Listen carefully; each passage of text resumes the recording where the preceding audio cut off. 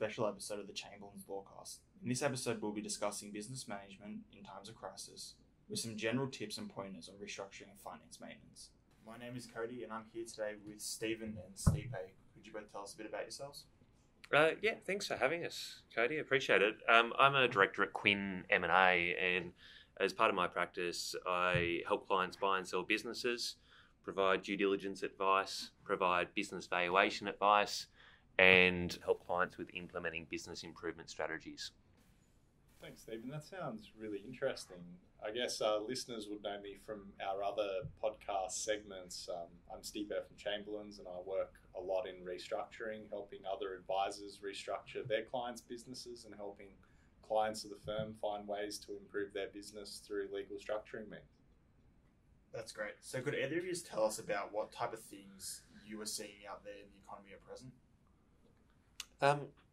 Happy to have a chat about that. It's been really, really interesting over the last month, 2 months now. Hey, Stipe, it's gone very, very quickly this last period of time. It's just been remarkably dramatic.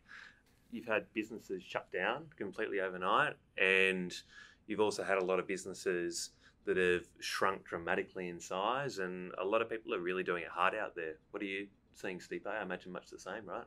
Yeah, Steve, I think to add to that, uncertainty is a big issue. Like I'm seeing a lot of issues with high levels of stress and almost an analysis paralysis of advisors and business owners and directors going, these things have happened, or, my business has collapsed, or revenue has fallen off a cliff, but I don't know what will happen, and I've never been in a position to think about it before. I don't have the tools available to me. I don't have a framework to look forward to the future. And absent a concerted effort between advisors, as a lawyer on my own, I've struggled to deal with helping people through that.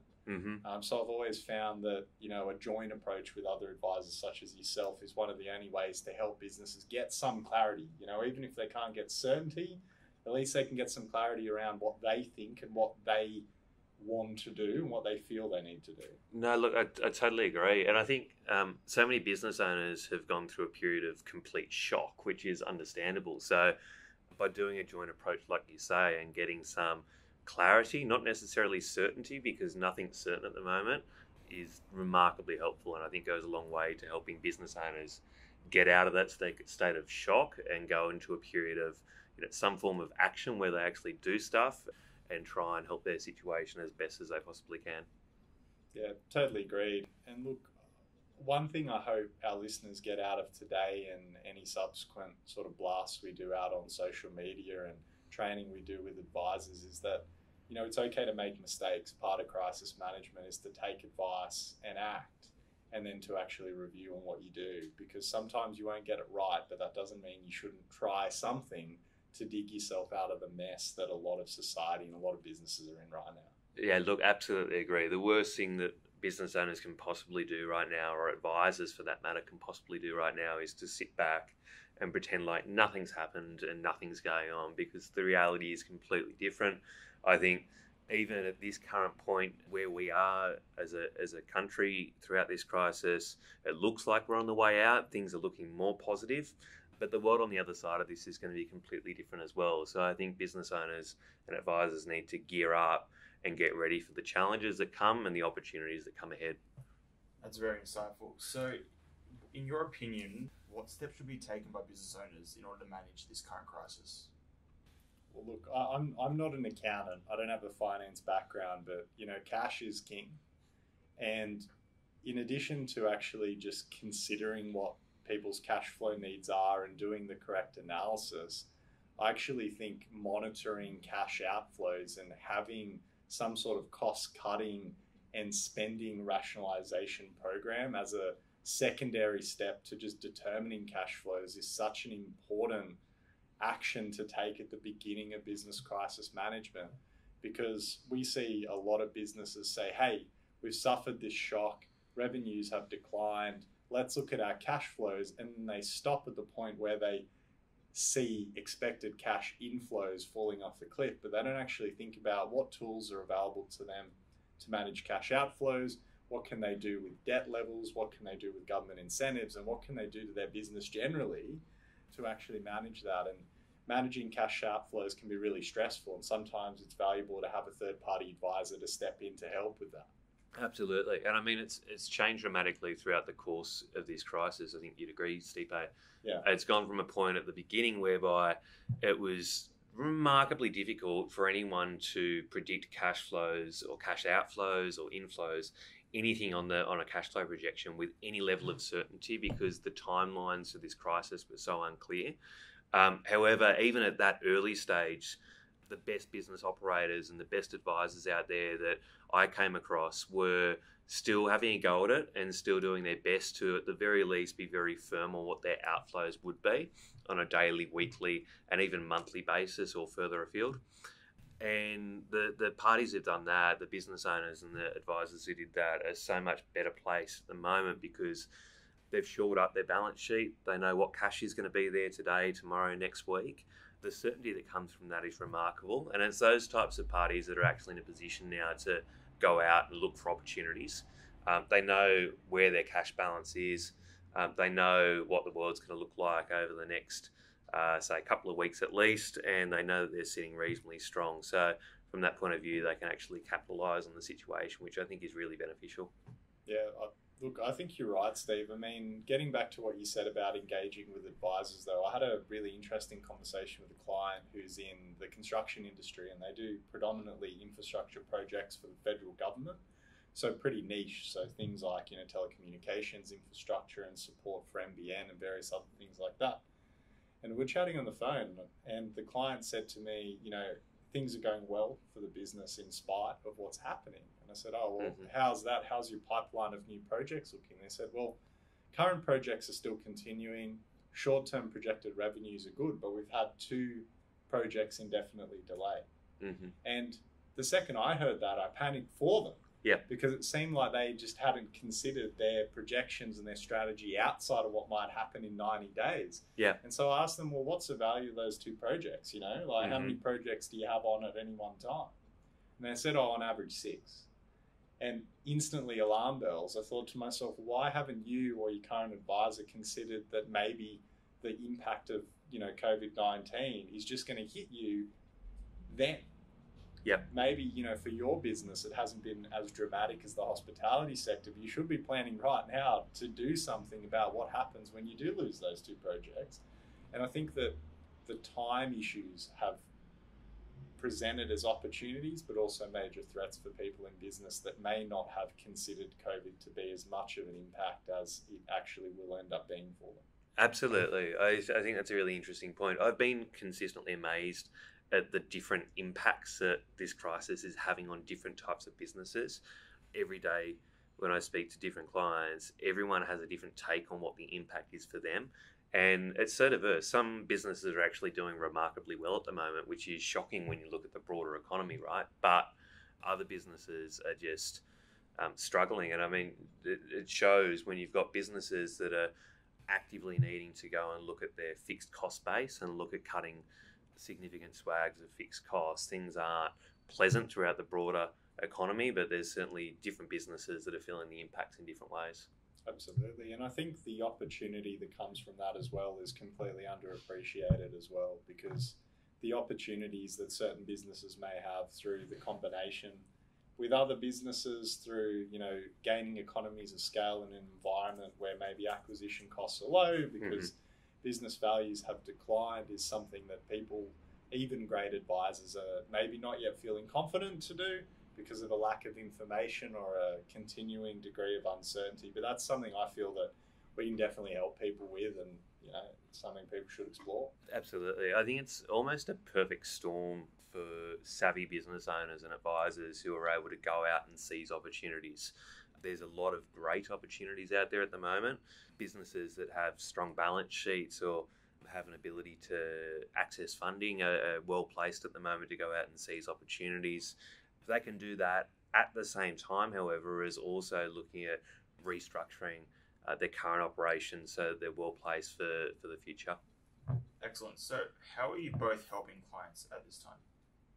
Look, we've been doing a lot of stuff initially with respect to landlords. I know that it's become almost, ubiquitous in the media, the mandatory code and the dealings that a lot of tenants are having with landlords, but also on the flip side, working with landlords to shore up their cash positions and analyse their balance sheets and look at their asset pools and consider what their businesses are like. So I think, landlord-tenant relationship management is a very important factor to consider.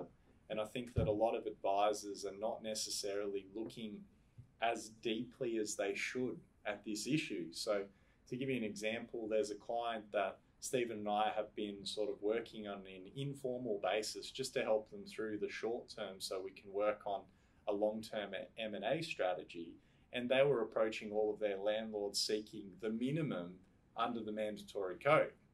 And when I actually reviewed that correspondence, I noticed that a couple of their landlords were known in the market for being more generous than the mandatory code. I said, so guys, why don't you just pick up the phone? Forget about what the government's doing. Yes, it's a great incentive, but pick up the phone, just have a conversation and ask for something that works for your business, because that might still look very different to what the government has laid down as a plan. And lo and behold, for 2 of their 5 sites, landlords actually gave them deals that were better than what the government is mandating in its code. And had they not just had the foresight to ask, they just would never have got that benefit. Yeah, I think that's a really interesting case study, that one, Stipe. It's just remarkable what happens when business owners come out and, I guess you'd call it taking initiative or thinking outside the box. Some of the outcomes that can come from that are fantastic. Even a lot of our work as well has been going into helping clients with looking for opportunities. So acquisition opportunities is a massive one, and it's been mentioned a couple of times already. But there are some really solid opportunities out there for businesses to go out and grow their revenue base by simply buying up competitors or similar businesses that maybe aren't in such a strong position at this point in time. The market's certainly depressed, which is horrible for a lot of players out there in the market, but for people in a position to look for and find opportunities, I think there's certainly plenty of those out there.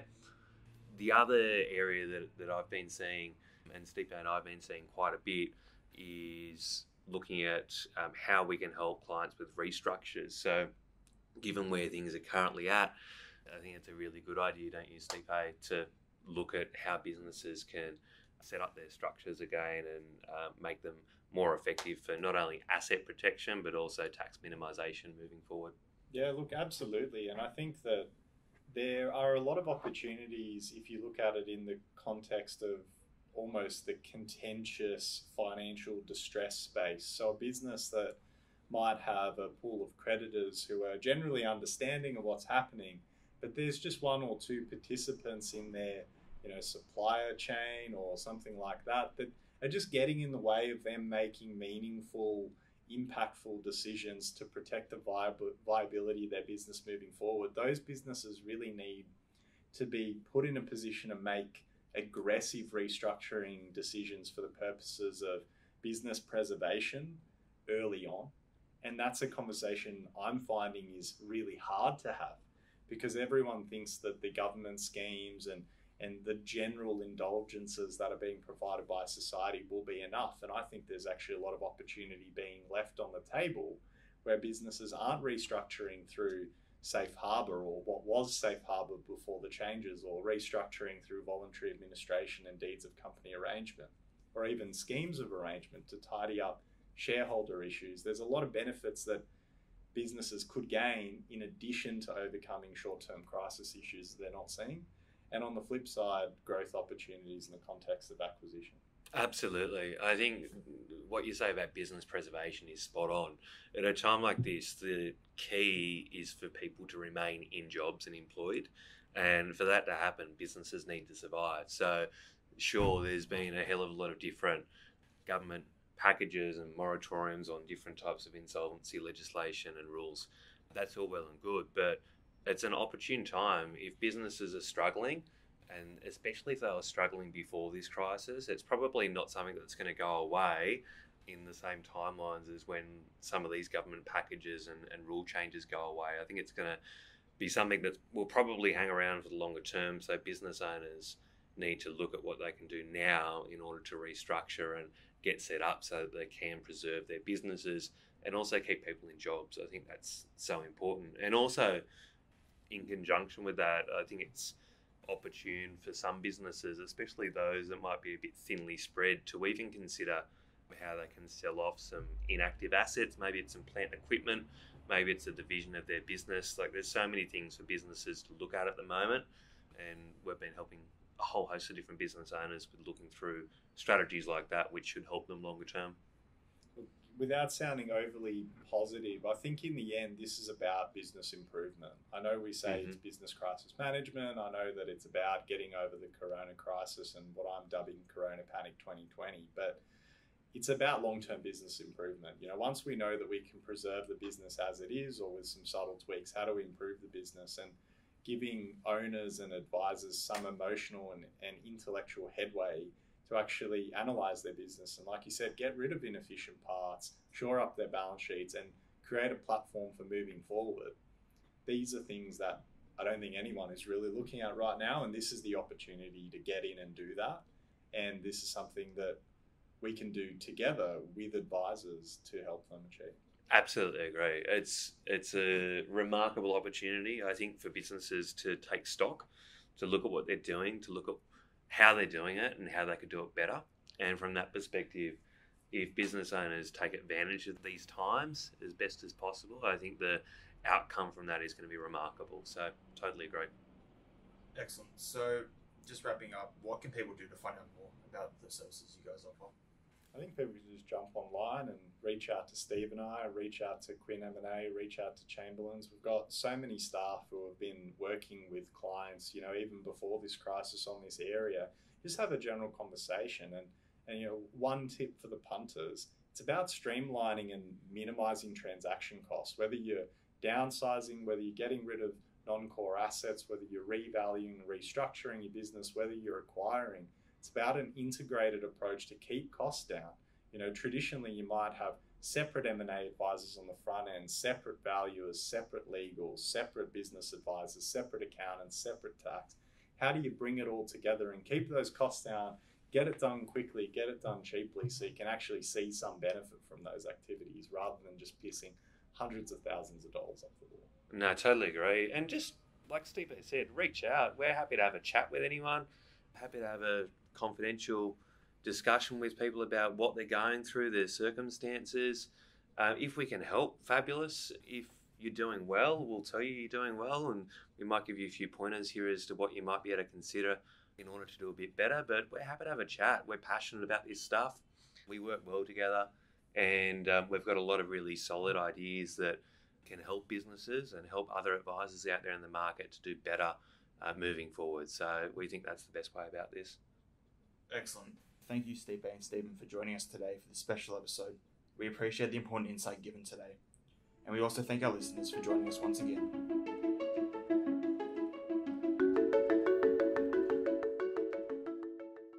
We hope you enjoyed the podcast. As with all Chamberlains Law Firm podcasts, the information that you have heard in this podcast is not legal advice and cannot be considered legal advice. If you have any questions or queries, please do not hesitate to contact our office on 02 6188 3600 or otherwise look us up on our website, which is www.chamberlains.com.au.